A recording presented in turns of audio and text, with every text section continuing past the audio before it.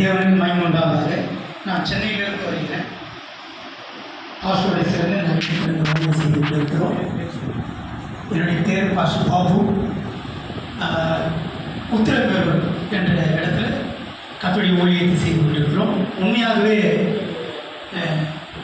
இந்த ஊழியத்தின் கூடுகையிலே கலந்து கொள்வதற்கு ரொம்ப பிரயோஜனமாக இருந்தது. இரவு நேரத்தில் சரியான தூக்கம் இல்லாத பலவீனமாக இருந்தாலும் கத்துடைய வார்த்தைகள் பலனாக இருந்தது. ஊழியர்காரர்கள் குறித்து ஒரு பாரம், விசேஷமாக கண்ணீரோடு விதைக்கிறவர்கள் எதிர்த்தோடு இருப்பார்கள்.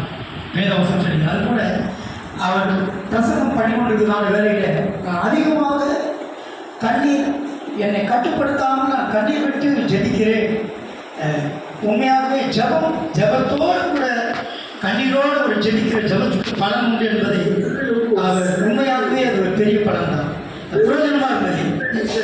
இனி ஜெபிக்கிறது மாத்திரமல்ல, அதிகமாக நம்ம ஆத்மா பாரத்தோட தேசத்துக்காக, மக்களுக்காக, ஒரு கொரியா தேசத்திலிருந்து ஒரு காணொலி மூலியமாக இவ்விதமாக அவர் இந்தியாவை குறித்து அவ்வளோ பாரமுடையவராக இருப்பார் என்றால் நமக்கு அதை காட்டிலும் அதிக உத்தரவாதத்தோடு நம்ம ஜெபிக்க கடன்பட்டிருக்கிறோம்.